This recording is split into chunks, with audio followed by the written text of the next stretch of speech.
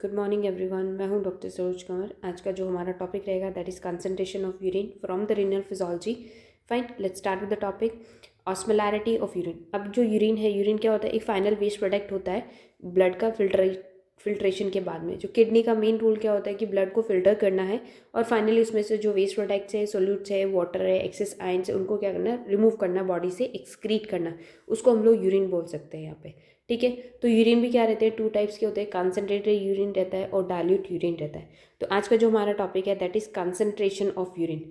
तो यहाँ पे कंसनट्रेशन का मतलब क्या है, डाइल्यूट का मतलब क्या है, ऑस्मोलैरिटी क्या है और कौन कौन सी चीज़ कहाँ पे रीअब्जॉर्ब रहती है, तो वो सारे टर्म्स हम यहाँ पे वन बाय वन करके डिस्कस करेंगे। Let's start with osmolarity of urine. First जो रहे टर्म है that is osmolarity. Osmolarity of urine is a measure of total concentration of dissolved particle. Dissolved particles क्या हो सकते हैं? सॉल्ट्स है, ग्लूकोज है, urea present in the urine. High urine osmolarity मतलब कि यूरिन का हाई ऑस्मोलैरिटी कब होगा? जब उसके अंदर क्या रहता है? आपका लेस वाटर रहता है और मोर सोल्यूट रहता है। सोल्यूट्स क्या है? ग्लूकोज हो गया, यूरिया हो गया, सॉल्ट्स हो गया, आयन, डिफरेंट डिफरेंट आयन्स होंगे। वो उस जो फ्लूइड है उसके अंदर एक्सक्रीट करता है। उसके अंदर क्या रहता है कि सोल्यूट बहुत ज़्यादा और वाटर क्या है वहाँ पे लेस अमाउंट में। तो that is non is urine is concentrated. Fine. Second is low urine osmolarity. Low urine osmolarity, तो यहाँ पे ऑस्मोलैरिटी कम हो गई तो इसका मतलब क्या है? ऑस्मोलैरिटी का मतलब है सोल्यूट्स। ठीक है, तो यहाँ पे यूरिन के अंदर क्या है? सोल्यूट्स कम होंगे और ज़्यादा क्या होगा? वाटर वहाँ पे कंपेरेटिवली क्या रहेगा? वहाँ पे ज़्यादा रहता है। तो that is non is low urine osmolarity, और उसको हम लोग डाइल्यूट यूरिन भी बोल सकते हैं। हाई यूरिन ऑस्मोलैरिटी, ऑस्मोलैरिटी मतलब आप उसको इस तरह से बोल सकते, ऑस्मोलैरिटी इक्वल्स टू क्या रहेगा आपका? सोल्यूट्स। मतलब जितने ज़्यादा सोल्यूट्स होंगे उतना ज़्यादा यूरिन का ऑस्मोलैरिटी रहेगा। ठीक है, हाई यूरिन ऑस्मोलैरिटी, यूरिन में क्या है? सोल्यूट बहुत ज़्यादा है, इसको हम यूरिन कंसनट्रेटेड यूरिन भी बोलते हैं। लो यूरिन ऑस्मोलैरिटी मतलब कि वहाँ पे सोल्यूट्स बहुत कम है तो ऑस्मोलैरिटी भी क्या रहेगी? कम हो जाएगी और वाटर कंटेंट वहाँ पे ज़्यादा रहता है। क्लियर? अब यहाँ पे जो नेफ्रॉन है, अब each kidney contains millions of nephrons. Fine, तो डिफरेंट डिफरेंट स्ट्रक्चर्स है नेफ्रॉन के। ऑलरेडी हम लोग प्रीवियस जो टॉपिक्स है उसके अंदर हम लोग डिस्कस कर चुके हैं कि कहाँ पे किस चीज़ का रीअब्जॉर्प्शन होता है, कौन कौन से डिफरेंट डिफरेंट नेफ्रॉन के पार्ट्स है। तो यहाँ पे क्या है आपका?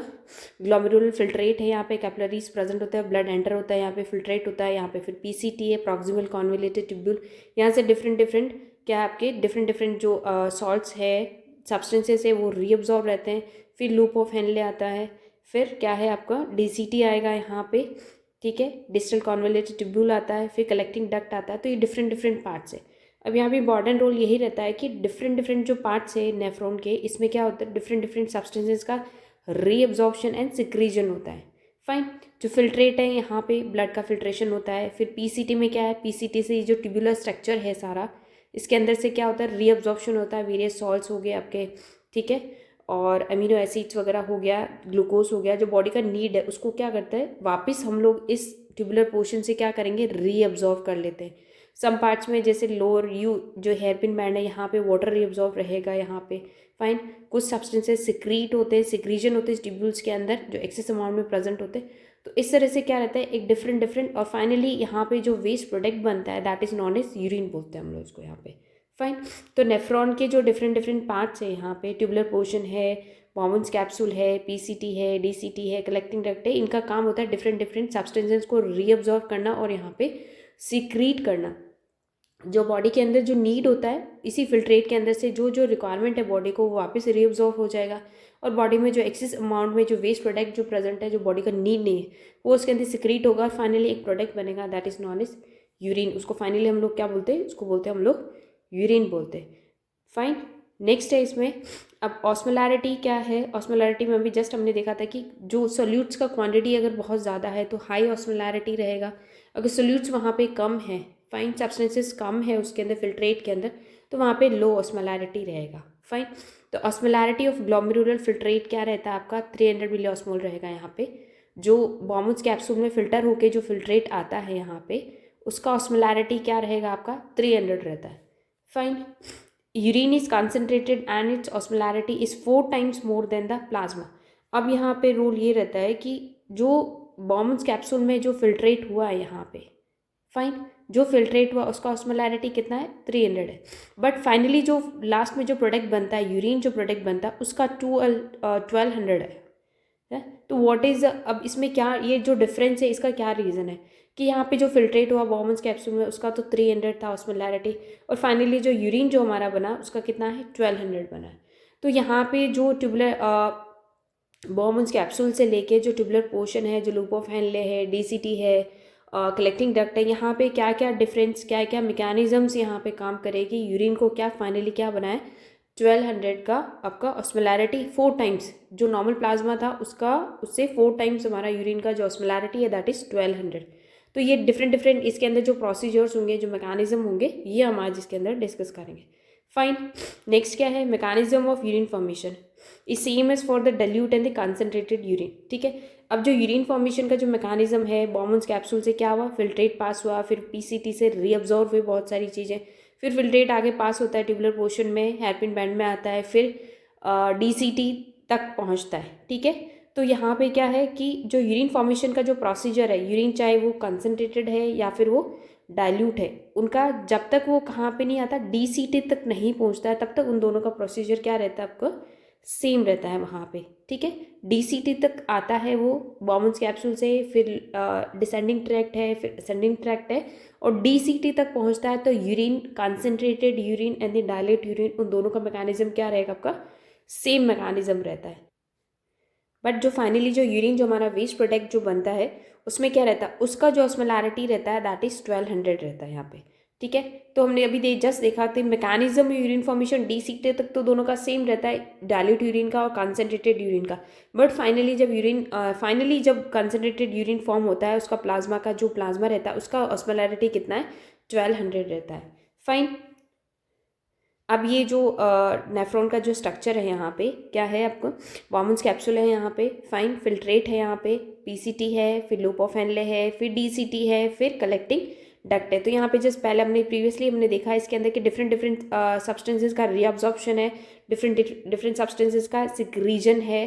फाइन, तो ये क्या कंसनट्रेटेड यूरिन और डाइल्यूट यूरिन में क्या रहेगा, सेम रहेगा until it reaches to the DCT. जब डीसीटी तक आता है तब तक इन दोनों का मैकेनिज्म क्या रहता है हमारा सेम रहता है यूरिन। उसके बाद में जो डिफरेंस जो आता है डीसीटी के बाद का जो मैकेनिज्म है उसका जो डिफरेंस आता है that gives results in the whether the urine will be the dilute और whether the urine will be the concentrated. Clear, अब osmolarity of urine depends upon the 2 factors. अब यूरिन का जो ऑस्मोलैरिटी है 1200 रहता है हमारा, और प्लाज्मा का कितना था 300 था।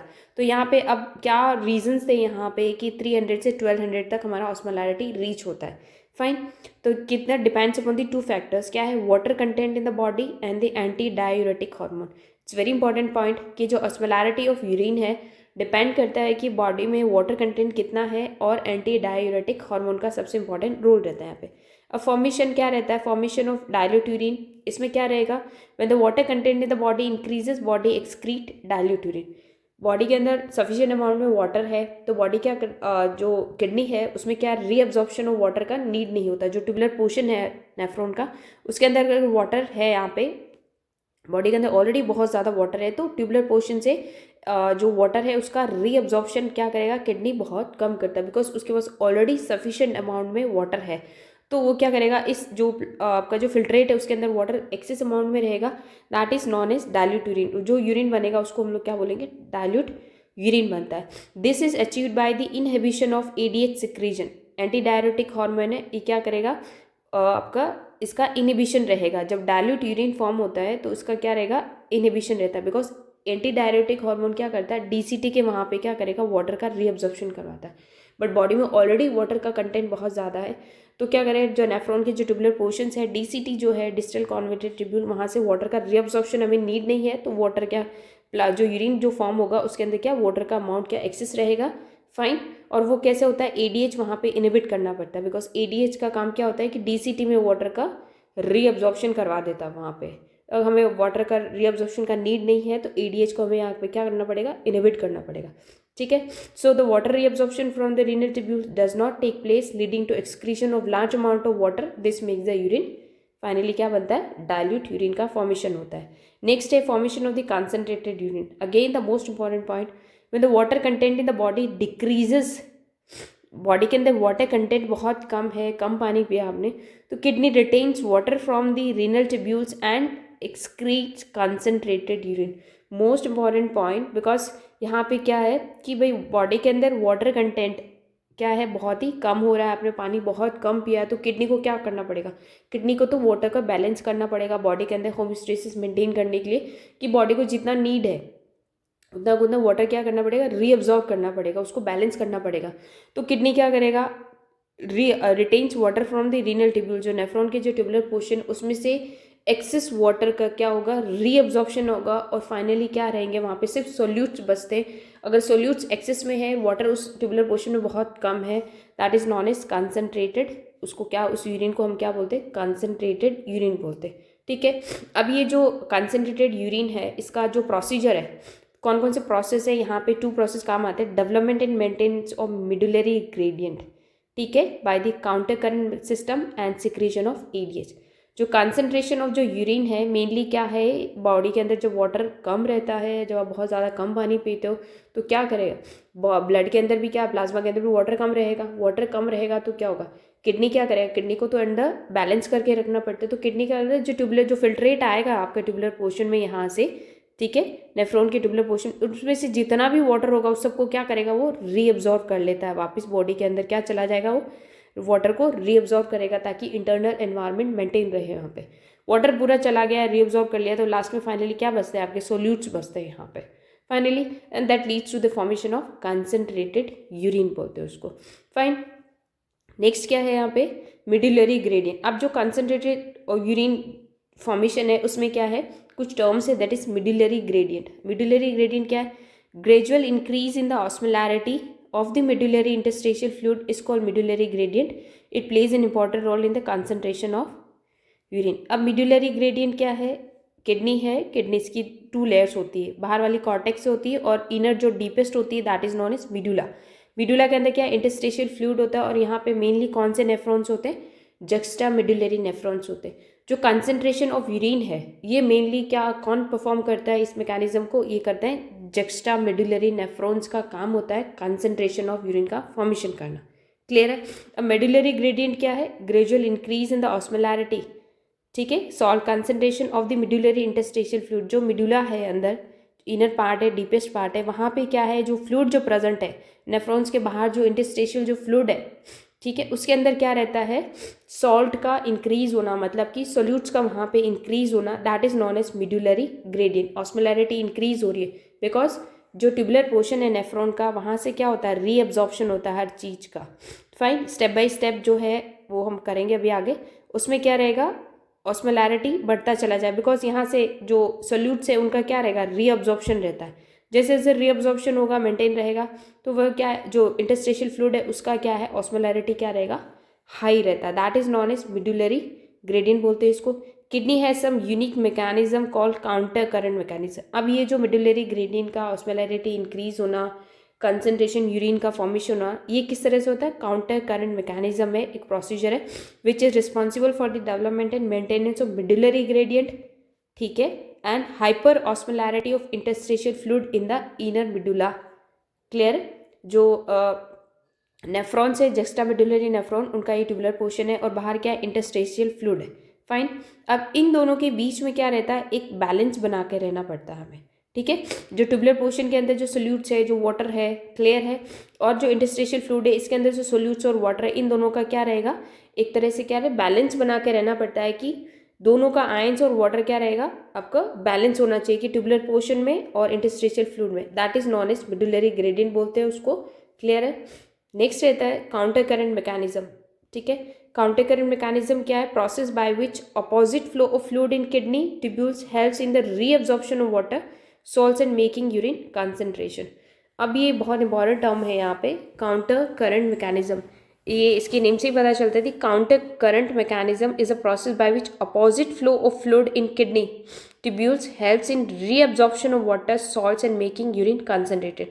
अब ये जो बाउमन्स कैप्सूल है, फिर ये नेफ्रॉन का ट्यूबुलर पोर्शन है यहाँ से, फिर यहाँ पे फाइनल डीसीटी है, फिर कलेक्टिंग डक्ट है, तो ये इस तरह से क्या एक मैकेनिज्म बना रहा है कि फ्लूइड नीचे आएगा, फिर यहाँ पे हेयरपिन बैंड आएगा, फिर असेंडिंग ट्रैक्ट आएगा, तो इस तरह से क्या है, फ्लूइड का जो प्लाज्मा जो फिल्ट्रेट है उसका क्या रहता है, वहाँ से रीअब्जॉर्प्शन रहता है सॉल्ट्स का, ठीक है, और वाटर का फाइनली, ठीक है, इंटरस्टिशियल फ्लूइड में अगर जो चीज़ इंटरस्टिशियल फ्लूइड में ज़्यादा है वो ट्यूबुलर पोर्शन में वापस सिक्रीट हो जाएगा, और जो नेफ्रॉन का ट्यूबुलर पोर्शन उसमें कोई चीज़ ज़्यादा है तो वो क्या करेगा, बैक इंटरस्टिशियल फ्लूइड में क्या अपोजिट डायरेक्शन में क्या हो जाता है, वो रीअब्जॉर्ब हो जाता है। तो इस तरह से क्या है, दोनों का ही जो ट्यूबुलर पोर्शन है और इंटरस्टिशियल फ्लूइड है, इन दोनों का क्या है, बैलेंस बना के रखना पड़ता है। That is known as counter current mechanism. Clear. अब यहाँ पे दो प्रोसीजर्स है काउंटर करंट मैकेनिज्म में, that is counter current multiplier formed by loop of Henle, बहुत इंपॉर्टेंट पॉइंट है यहाँ पे। और सेकेंड है counter current exchanger formed by vasa recta. Clear है। तो काउंटर करंट मल्टीप्लायर को देखेंगे हम पहले। अब यहाँ पे ये जो जक्स्टा ग्लोमेरुलर अपैरेटस, जो जक्स्टा मेडुलरी नेफ्रॉन्स है, ये यहाँ पे मिडुला में है ये वाला पोर्शन, इन्हीं का इंपॉर्टेंट रोल होता है कंसंट्रेशन ऑफ यूरिन में। तो इस स्ट्रक्चर में हम देखते हैं ये ट्यूबुलर पोर्शन है, यहाँ पे पीसीटी था, फाइन। अब जो ऑस्मोलैरिटी जो रहती है कि भाई जो कॉर्टेक्स, फिर आउटर मिडुला, फिर इनर मिडुला, जो ये वाला जो पोर्शन है ये क्या डीपली अंदर मर्ज होता है, मिडुला जो इनरमोस्ट पार्ट होता है किडनी का। क्लियर है। तो यहाँ पे जो प्लाज्मा जो था पीसीटी में, जो प्लाज्मा था प्रॉक्सिमल कॉन्वोल्यूटेड ट्यूब्यूल, जो फिल्ट्रेट जो था उसका ऑस्मोलैरिटी कितना था, 300 था। क्लियर। अभी जैसे जैसे नीचे आ रहा है, डिसेंडिंग ट्रैक्ट में आ रहा है, इसका ऑस्मोलैरिटी क्या है, 600 हुआ, बढ़ता ही जा रहा है फाइनली, और नीचे आते आते कितना हो गया आपका, 1200 हो गया। क्लियर है। तो 300 से यहाँ पे जैसे ही यू शेप में ये जो हेयरपिन बैंड आया, यहाँ पे कितना आ गया ऑस्मोलैरिटी, 1200 आ गया। अब ये कैसे इंक्रीज हुआ इसको हम देखते हैं स्टेप बाय स्टेप, कि फर्स्ट 300 था यहाँ पे, फिर दूसरा क्या हुआ, यहाँ पे ये जो थिक डिसेंडिंग ट्रैक्ट है आपका, यहाँ पे क्या है, वाटर यहाँ से रीअब्जॉर्ब हो रहा है, मतलब ट्यूबुलर पोर्शन से वाटर जा रहा है, वाटर इंटरस्टिशियल फ्लूइड में रीअब्जॉर्ब हो रहा है। तो धीरे धीरे वाटर कम होता चला जाएगा और लास्ट में क्या बचते हैं आपके, सोल्यूट्स बचते हैं। जब सोल्यूट ज़्यादा बढ़ेंगे, वाटर कम होगा तो क्या होगा, ऑस्मोलैरिटी बढ़ेगा, सोल्यूट्स का अमाउंट बढ़ता ही जा रहा है। और फाइनली अब ये जो थिन डिसेंडिंग ट्रैक्ट आया है यहाँ पे, तो यहाँ पे क्या NaCl का रीअब्जॉर्प्शन हो रहा है यहाँ पे, ठीक है, यहाँ पे NaCl का और रीअब्जॉर्प्शन हो रहा है, तो सोल्यूट्स का अमाउंट बढ़ रहा है यहाँ पे। ठीक है, वाटर तो बाहर जा रहा है ट्यूबुलर पोर्शन से, और सोल्यूट्स का अमाउंट धीरे धीरे करके बढ़ता चला जा रहा है। और जैसे ही सोल्यूट्स बढ़ेंगे तो क्या होगा, जैसे सोल्यूट्स बढ़ते हैं तो ऑस्मोलैरिटी इंक्रीज होती चली जाती है, कितने पे आ जाती है वो, 1200 पे आ जाती है।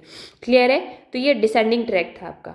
क्लियर है। जो हेयरपिन बैंड है यहाँ पे हेनलेस, लूप ऑफ हेनलेस यहाँ पे आता है, तो यहाँ पे 1200 फाइनली हमारा कितना बनता है, 1200 बनता है। ठीक है, काउंटर करंट मैकेनिज्म के बारे में बात कर रहे हैं। तो जैसे जैसे नीचे जाते हैं वैसे वैसे करके ऑस्मोलैरिटी 300, 600, देन फाइनली 1200 बनता है। क्लियर। अब नेक्स्ट फिर यहाँ से क्या है, अपोजिट डायरेक्शन में अगर हम मूव करते हैं यहाँ पे असेंडिंग ट्रैक्ट में, फर्स्ट क्या है, थिन असेंडिंग ट्रैक्ट है, और सेकेंड क्या है, थिक असेंडिंग ट्रैक्ट है। क्लियर। अब जो थिन असेंडिंग ट्रैक्ट है इसमें क्या हुआ, सोल्यूट्स यहाँ से बाहर निकल गए, इस ट्यूबुलर पोर्शन से क्या है, NaCl बाहर जा रहा है, मतलब सोल्यूट्स का अमाउंट हमारा यहाँ पे क्या हो रहा है, कम होता जा रहा है यहाँ पे। फिर जैसे ही और ऊपर गए फिर सोल्यूट्स क्या होंगे, बाहर चले गए, ट्यूबुलर पोर्शन से बाहर चले गए। अब धीरे धीरे करके क्या है, सोल्यूट्स बाहर जा रहे हैं यहाँ पे। क्लियर है। वाटर का कुछ भी यहाँ पे प्रोसीजर नहीं हो रहा, बिकॉज ये क्या होता है, यहाँ पे वाटर का रीअब्जॉर्प्शन नहीं होता, वाटर तो ऑलरेडी यहाँ पे डिसेंडिंग ट्रैक में जितना होना था रीअब्जॉर्ब हो गया। फाइनली हमारे क्या बचते हैं, लास्ट में सोल्यूट्स बचते हैं। तो अब धीरे धीरे क्या हो रहा है, जैसे हम असेंडिंग ट्रैक में मूव कर रहे हैं यहाँ पे, तो क्या हो रहा है, सोल्यूट्स जो है आपके यहाँ से सोल्यूट्स बाहर निकल रहे हैं। ठीक है, ट्यूबुलर पोर्शन से सोल्यूट्स जा रहे हैं, जैसे जैसे सोल्यूट्स जाएंगे तो क्या होगा, ऑस्मोलैरिटी क्या हो जाएगी हमारी, कम होती जाती है। तो असेंडिंग ट्रैक में क्या होगा, सोल्यूट्स कम हो जाते हैं यहाँ पे, और फाइनली हमारी ऑस्मोलैरिटी कितनी रहती है, 150-200 के आसपास में फाइनली रहती है। क्लियर है। यहाँ तक पहुँच गए, DCT तक पहुँच गए। अब DCT में क्या रहता है कि भाई जो DCT जो है आपका डिस्टल कॉन्वर्टेड ट्यूब्यूल है, ये इम्परमेबल टू वाटर, मतलब कि यहाँ पे वाटर का रीअब्जॉर्प्शन नहीं होता। क्लियर है। But by the presence of ADH, anti diuretic hormone, क्या करता है, यहाँ पे वाटर को परमेबल करवा देता है। ठीक है, तो वाटर का फिर से क्या होगा, यहाँ पे रीअब्जॉर्प्शन हो जाएगा। जैसे ही रीअब्जॉर्प्शन होगा यहाँ से, फिर यहाँ से रीअब्जॉर्प्शन हो जाए, वाटर बाहर निकल रहा है, वाटर बाहर निकलेगा, जैसे जैसे वाटर बाहर निकलता जाएगा फिर से सोल्यूट्स यहाँ पे रह जाएंगे, और सोल्यूट्स नीचे नीचे सोल्यूट्स रहते रहते क्या रहेगा, फिर से ऑस्मोलैरिटी क्या हो जाएगा आपका, बढ़ जाएगा, दैट इज 1200 पे ये वापस आ जाता है। सोल्यूट से बचेंगे तो इसको हम लोग बोलते हैं कंसनट्रेटेड यूरिन। तो काउंटर करंट मैकेनिज्म का मतलब यही होता है कि जो लूप ऑफ हेनले है आपका, ठीक है, जो ट्यूबुलर पोर्शन है यहाँ पे क्या है, अपोजिट डायरेक्शन में सारी चीज़ें डिफरेंट हो रही है। मतलब जब हम डिसेंडिंग ट्रैक नीचे आ रहे हैं तो ऑस्मोलैरिटी फिर बढ़ रहा है। ठीक है, फिर हम वापस असेंडिंग ट्रैक में गए, फिर ऑस्मोलैरिटी कम हो गया, सोल्यूट्स बच गए यहाँ पे। फिर डीसीटी पे पहुंचे हम। डीसीटी नॉर्मली क्या रहता है, डीसीटी के यहाँ पे वाटर रीअब्जॉर्प्शन नहीं होता है। तो अगर वाटर रीअब्जॉर्प्शन नहीं होगा तो क्या है, ऑस्मोलैरिटी कम ही रहेगी, तो डाइल्यूट यूरिन का फॉर्मेशन होता रहता है। But in case of ADH यहाँ पे काम करता है, जब भी बॉडी के अंदर वाटर कम रहेगा, तो वाटर कम रहता है तो एडीएच काम करेगा, एंटी डाययूरेटिक हार्मोन काम करता है। ये क्या करता है, डीसीटी जो डिस्टल कॉन्वर्टेड ट्यूब्यूल है, यहाँ से वाटर को बॉडी के अंदर फिर से रीअब्जॉर्ब करवा देते हैं, बिकॉज वाटर के बॉडी के अंदर ऑलरेडी वाटर बहुत कम है। फाइन, वाटर कम होने की वजह से क्या, हमें यहाँ से ट्यूबुलर पोर्शन से वाटर को रीअब्जॉर्ब करना पड़ेगा, नहीं तो क्या ये यूरिन के साथ ही बाहर चला जाएगा, लेकिन वाटर को हमें रीअब्जॉर्ब करना है। तो यहाँ पे क्या, डीसीटी के यहाँ पे एडीएच काम करता है, एंटी डाययूरेटिक हार्मोन। एडीएच क्या करेगा, यहाँ पे इसको वाटर को परमेबल करा देगा। जहाँ पे डीसीटी है, यहाँ से क्या वाटर का रीअब्जॉर्प्शन हम कर सकते हैं। क्लियर। फिर जैसे ही वाटर का रीअब्जॉर्प्शन हुआ, ट्यूबुलर पोर्शन से वाटर फिर बाहर आ गया, फिर सोल्यूट्स रह गए, यहाँ पे सिर्फ सोल्यूट्स ही बच गए, सोल्यूट्स बच गए। तो फाइनली क्या है, 1200 हमारा कंसंट्रेशन जो कलेक्टिंग डक्ट है, यहाँ पे क्या रहा, ऑस्मोलैरिटी फिर से कितना आ गया, 1200 आ गया हमारा। फिर उसको हम लोग बोलते हैं कंसंट्रेशन ऑफ यूरिन बोलते हैं यहाँ पे। इसका मतलब कि यहाँ पे वाटर बहुत कम है, सोल्यूट्स बहुत ज़्यादा है, तो इसको कंसंट्रेशन ऑफ यूरिन बोलते हैं। क्लियर। तो इस तरह से क्या है, डिसेंडिंग ट्रैक्ट। फाइन। एंड फिर से क्या है, डिसेंडिंग ट्रैक्ट, ऑस्मोलैरिटी बढ़ गया, फिर हम ऊपर असेंडिंग में गए, फिर ऑस्मोलैरिटी कम हो गया, फिर यहाँ पे डीसीटी में कुछ ना कुछ हुआ, बिकॉज अभी जस्ट हमने पहले वाले उसमें देखा है कि डाइल्यूट यूरिन और कंसंट्रेटेड यूरिन का डीसीटी तक पहुँचने का मैकेनिज्म सेम होता है। डीसीटी पे आते ही फाइनली डिसाइड होता है कि यूरिन क्या होगा, कंसंट्रेटेड होगा या फिर वो डाइल्यूट होगा। अगर यहाँ पे एडीएच ने काम करा, ठीक है, एडीएच ने काम कर दिया, तो क्या रहेगा, वाटर का रीअब्जॉर्प्शन होगा और कंसंट्रेशन ऑफ यूरिन का क्या है, कंसंट्रेशन यूरिन का फॉर्मेशन हो जाएगा। फाइन। तो ये था काउंटर करंट मैकेनिज्म। नेक्स्ट आता है काउंटर करंट मल्टीप्लायर। ठीक है, अब इसमें काउंटर करंट मल्टीप्लायर क्या था कि लूप ऑफ हेनले, जो अभी जस्ट हमने देखा था काउंटर करंट मैकेनिज्म में, फर्स्ट आता है counter current multiplier. Loop of Henle function as a counter current multiplier. It is responsible for the development of hyperosmolarity of medullary interstitial fluid and the medullary gradient. Because ये जो tubular portion है, ये जो tubular portion है यहाँ पे, इसमें क्या हुआ, वाटर का रीअब्जॉर्प्शन हुआ, बाहर ट्यूबुलर पोर्शन से बाहर चला गया, जो आपका इंटरस्टिशियल फ्लूइड है उसके अंदर मेंटेन रह गया वाटर भी, और यहाँ पे सोल्यूट्स का रीअब्जॉर्प्शन हुआ। तो वाटर एंड सोल्यूट्स दोनों ही क्या है, tubular portion and the interstitial जो फ्लूइड है आपका बाहर का, जो ट्यूबुलर पोर्शन के बाहर जो फ्लूइड है, इसमें दोनों ही चीज़ें क्या है, दोनों का ही कंसंट्रेशन क्या रहता है, यहाँ पे बैलेंस रहता है। क्लियर है। तो लूप ऑफ हेनले यहाँ पे क्या है, मेन रोल प्ले करता है, इंटरस्टिशियल फ्लूइड और मिडुलरी ग्रेडियंट को मेंटेन करके रखेगा।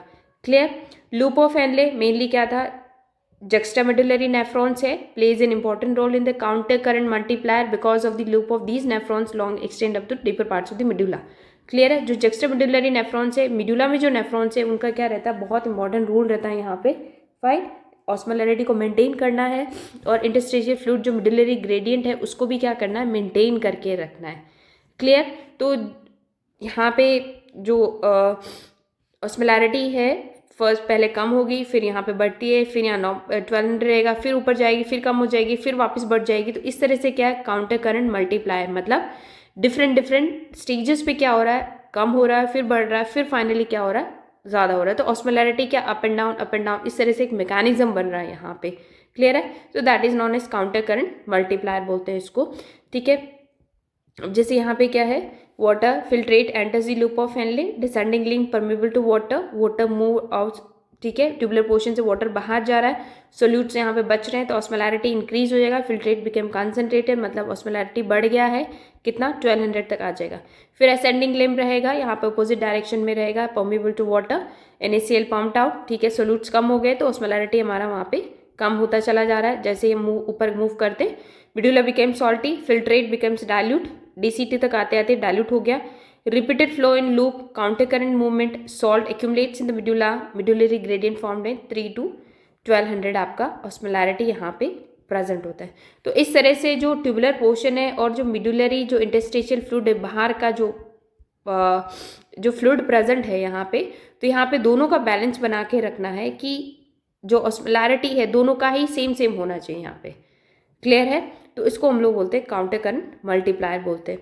नेक्स्ट है along with the counter current action provided by loop of Henle, two factors are involve in the hyper osmolarity of medullary interstitial fluid. Tubular portion से reabsorption होगा तो obviously क्या है, इंटरस्टेशियल फ्लूइड का osmolarity भी maintain रहेगा वहाँ पे। फर्स्ट क्या है, reabsorption of sodium from the collecting duct, ठीक है, रीसर्कुलेशन ऑफ द यूरिया। यहाँ पे टू फैक्टर्स यहाँ पे क्या है, इंपॉर्टेंट रोल प्ले करते हैं। मिडुलरी इंटरस्टेशियम एड्स ऑस्मोलैरिटी इन अ मिडुला, कलेक्टिंग डक्ट में क्या है, रीअब्जॉर्प्शन ऑफ सोडियम और recirculation of the urea. 50% of urea filtered in the glomerular is reabsorb. PCT में जो यूरिया जो आता है फिल्ट्रेट होता है उसका क्या रीअब्जॉर्प्शन हो जाता है, लेकिन फिर आगे जाके फिर से यूरिया क्या होगा, यहाँ पे जो ट्यूबुलर पोर्शन है उसके अंदर सिक्रीट होता चला जाता है। तो क्या रहेगा, यूरिया बार बार रीअब्जॉर्ब हो रहा है, सिक्रीट हो रहा है, रीअब्जॉर्ब हो रहा है, सिक्रीट हो, तो इस तरह से क्या है, एक तरह से ही लूप का फॉर्मेशन करता है। फाइन। नेक्स्ट है counter current exchanger. Counter current exchanger में क्या रहेगा कि काउंटर करंट मल्टीप्लायर था, उसमें क्या था, इंटरस्टेशियल फ्लूइड है और ट्यूबुलर पोर्शन है, उसके अंदर एक्सचेंज हो रहा है, रीअब्जॉर्ब हो रहा है, एक्सचेंज हो रहा है, रीअब्जॉर्ब हो रहा है, तो वो मल्टीप्लाई कर रहे हैं, एक दूसरे को मेंटेन करके रखा है। सेकेंड क्या है इसके अंदर कि counter current exchanger. Counter current exchanger का मतलब क्या है, जो वॉसर रेक्टम काउंटर करंट जो एक्सचेंजर है, वॉसर रेक्टम यहाँ पे बहुत इंपॉर्टेंट रोल प्ले करता है, ठीक है। Vasa rectum maintains a medullary gradient by exchanging water in the salt without disturbing.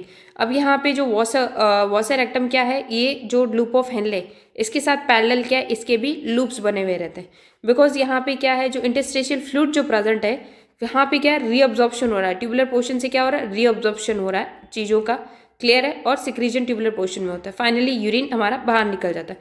But यहाँ पे एक्सेस अमाउंट में अगर चीज़ें रीअब्जॉर्ब होती चली जाएगी तो इंटरस्टिशियल फ्लूइड में क्या रहेगा, बहुत ज़्यादा एक्सेस अमाउंट में सब्सटेंसेस क्या हो जाएंगे, एक्यूमुलेट हो जाएंगे। तो इन चीज़ों को क्या करना होता है, हमें होम इंटरनल एनवायरनमेंट को मेंटेन करके रखना होता है, तो यहाँ से इस चीज़ों को क्लियर करवाना होता है। तो वो कौन करता है, वॉसर रेक्टम करता है। यहाँ पे वॉसर रेक्टम क्या है, ट्यूबुलर पोर्शन है, U shape tubules with the descending limb, hairpin band and the ascending limb रहता है। फाइन। अब यहाँ पे क्या है, जैसे ये नेफ्रॉन का ट्यूबुलर पोर्शन है, फाइन, यहाँ पे इस तरह से डिसेंडिंग लिम्ब में गए, फिर ऑस्मोलैरिटी बढ़ गया, फिर असेंडिंग लिम्ब में गए, फिर ऑस्मोलैरिटी कम हो गया, फिर फाइनली नीचे आए तो ऑस्मोलैरिटी फिर से बढ़ गया हमारा, ठीक है। ये काउंटर करंट मल्टीप्लायर में था। अब यहाँ पे क्या रहता है कि इसके पैरेलल में साथ साथ में क्या है, ये वॉसर रेक्टम है, यहाँ पे क्या है, ये जो ट्यूब्यूल्स है पैरेलल, इनके साथ साथ में क्या है, ट्यूब्यूल्स है, वॉसर रेक्टम की ट्यूब्यूल्स है, ये क्या करता है, अपोजिट डायरेक्शन में जाता है। फाइन। जहाँ पे ये डिसेंडिंग लिम्ब है लूप ऑफ हेनले का, वहाँ पे असेंडिंग लिम्ब होगा वॉसर रेक्टम का, और जहाँ पे असेंडिंग लिम्ब है लूप ऑफ हेनले का, वहाँ पे डिसेंडिंग लिम्ब होगा, ठीक है। जैसे जैसे चीज़ें लूप ऑफ हेनले में रीअब्जॉर्ब हो रही है इंटरस्टिशियल फ्लूइड के अंदर, फिर वॉसर रेक्टम क्या आता है, इंटरस्टिशियल फ्लूइड से क्या करता है, वो एब्जॉर्ब कर लेता है कि भाई यहाँ पे एक्सेस अमाउंट में नहीं, तो क्या चीज़ें अगर इंटरस्टिशियल फ्लूइड में ही प्रेजेंट रहेगी तो किडनी क्या है, हर सेकेंड में ब्लड फिल्ट्रेट करता है, तो सारी चीज़ें यहाँ एक्यूमुलेट हो जाएगी, ठीक है। तो इस चीज़ को हमें क्या करना पड़ता है, यहाँ पे मेंटेन करके रखना पड़ता है कि भाई यहाँ से चीज़ों को, सब्सटेंसेस को क्या करना, क्लियर करके आगे फिर से ब्लड के अंदर लिख के जाना है, ठीक है। तो ये वॉसर रेक्टम क्या करता है, चीज़ें यहाँ से क्या इंटरस्टिशियल फ्लूइड से क्या करता है, लूप ऑफ हेनले से यहाँ से रीअब्जॉर्ब होता है, और वॉसर रेक्टम फिर क्या करता है, इनको आगे कैरी करता है रीअब्जॉर्ब करके, क्लियर है, करके फिर से ब्लड के अंदर मिक्स करता है, फिर से ब्लड के अंदर मिक्स करेगा, फिर वो कॉर्टेक्स में जाएगा, फिर वो बॉमन्स कैप्सूल में जाएगा, फिल्टर होते रहेगा, फिर वापस ये प्रोसीजर क्या होता है, अगेन एंड अगेन रिपीट होता रहता है। तो ताकि क्या है, जो इंटरस्टिशियल फ्लूइड है, जो मिडुलरी ग्रेडियंट है, जो सोल्यूट्स है, वाटर है, उन सब का क्या रहता है, इन सब के बीच में क्या रहता है, एक बैलेंस मेंटेन रहता है, इंटरनल एनवायरनमेंट यहाँ पे मेंटेन रहता है, ब्लड फिल्ट्रेट होता है, रीअब्जॉर्ब होता है, फिर से सारी चीज़ें ब्लड के अंदर जाती है, फिर फिल्ट्रेट होता है, जो बॉडी के जो वेस्ट प्रोडक्ट्स है ना, मेटाबॉलिक जो वेस्ट है जिनका बिल्कुल भी नीड नहीं, वो फिर फाइनली क्या आता है, यूरिन के फॉर्म में, वेस्ट प्रोडक्ट के फॉर्म में हम लोग क्या करते हैं, उसको एक्सक्रीट कर लेते हैं, क्लियर। अब यहाँ पे क्या है, वॉसर रेक्टम क्या करता है, पैरेलल रहता है लूप ऑफ हेनले के साथ में, ठीक है। Blood enters the vasa rectum from cortex, descending limb vasa rectum, water moves in out, जो लूप ऑफ हेनले जिस चीज़ को रीअब्जॉर्ब, वहाँ से ट्यूबुलर पोर्शन से जो चीज़ें बाहर निकल रही है इंटरस्टिशियल फ्लूइड में रीअब्जॉर्ब हो रही है, वॉसर रेक्टम क्या करता है, उसको रीअब्जॉर्ब करता है, फिर से ब्लड के अंदर जाके वो मिक्स कर देता है, ठीक है। तो ये इस तरह से क्या रहता है, ये एक मैकेनिज्म रहता है कि आपकी जो किडनी के अंदर जो फिल्ट्रेट है उसके अंदर चीज़ें रीअब्जॉर्ब होती रहती है, फिर से रीअब्जॉर्ब होकर फिर से ब्लड के अंदर मिक्स होती रहती है, और फाइनली उनके अंदर क्या रहता है, जो बिल्कुल ही वेस्ट प्रोडक्ट है, बॉडी को नीड नहीं रहता है, वो क्या रहता है, एक्सक्रीट करते हैं हम लोग किसके फॉर्म में, यूरिन के फॉर्म में हम लोग उसको क्या करते हैं, एक्सक्रीट कर देते हैं। अब यहाँ फाइनली क्या है, रोल ऑफ ADH जो एंटी डायरेटिक हार्मोन है, final concentration of urine is achieved by the action of ADH। ठीक है, जो कंसेंट्रेशन ऑफ यूरिन है, बॉडी के अंदर वाटर अमाउंट बहुत कम है, तो हमें क्या करना पड़ेगा, ट्यूबुलर पोर्शन से क्या वाटर को वापस रीअब्जॉर्व करना पड़ेगा मैक्सिमम अमाउंट में, ताकि इंटरनल एनवायरनमेंट हमारा मेंटेन रहे। फाइन। जो DCT है यहाँ पे, DCT पे यहाँ पे ADH का बहुत इंपॉर्टेंट रोल रहता है, बिकॉज ये क्या करता है, बॉडी के अंदर जब भी वाटर डिफिशियंसी होती है तो ये क्या करेगा, DCT के वहाँ पे वाटर को रीअब्जॉर्व कराएगा। नॉर्मली क्या है, DCT जो डिस्टल कॉन्वोल्यूटेड ट्यूब्यूल है वहाँ पे वाटर का रीअब्जॉर्प्शन नहीं होता, but by the action of ADH, जो वाटर बहुत कम है तो ADH वहाँ पे काम करता है, एंटी डायरेटिक हार्मोन, ये क्या करता है, DCT पे वाटर को क्या करवा लेता है, रीअब्जॉर्व करवा लेता है। तो ये यहाँ पे इसका बहुत इंपॉर्टेंट रोल प्ले करता है। Normally distal convoluted tubule and collecting duct are not permeable to water, but the presence of ADH makes them permeable to resulting in the water reabsorption. Water reabsorption induced by ADH called facultative reabsorption of the water. Reabsorption of large amount of water increases the osmolarity of fluid gradually, and when the urine leaves the collecting duct, its osmolarity reaches to again 1200. ठीक है, तो DCT के वहाँ पे water जो था उसको reabsorb कर लिया हमने कलेक्टिंग डक्ट और DCT के वहाँ। फाइनली जब वाटर वापस चला गया बॉडी के अंदर तो फाइनली क्या बचते हैं, सोल्यूट्स बचते हैं। सोल्यूट बचेंगे तो मतलब क्या, ऑस्मोलैरिटी हाई हो रही है वहाँ पे, तो जो यूरिन का जो कंसंट्रेशन रहेगा उसका ऑस्मोलैरिटी कितना रहता है हमारा, 1200 रहता है। इनिशियली स्टार्टिंग में हमने देखा था कि जो प्लाज्मा, जो फिल्ट्रेट जो प्लाज्मा होता है उसका ऑस्मोलैरिटी कितना है, 300 है, और फाइनली जो यूरिन फॉर्म होता है उसका कितना रहता है, 1200 रहता है। तो इस तरह से step by step counter current multiplier है, काउंटर करंट एक्सचेंजर है, तो ये दोनों मैकेनिज्म क्या है, और साथ में क्या है, ADH है, एंटी डायरेटिक हार्मोन का रोल होकर इन तीनों चीज़ों का एक दूसरे को कंबाइन करके फाइनली क्या है, कंसंट्रेशन ऑफ यूरिन बनता है, और ऑस्मोलैरिटी क्या रहती है, 1200 हमारी रहती है। तो ये आज का टॉपिक था, concentration of urine. Fine, like and subscribe for more videos. Thank you so much.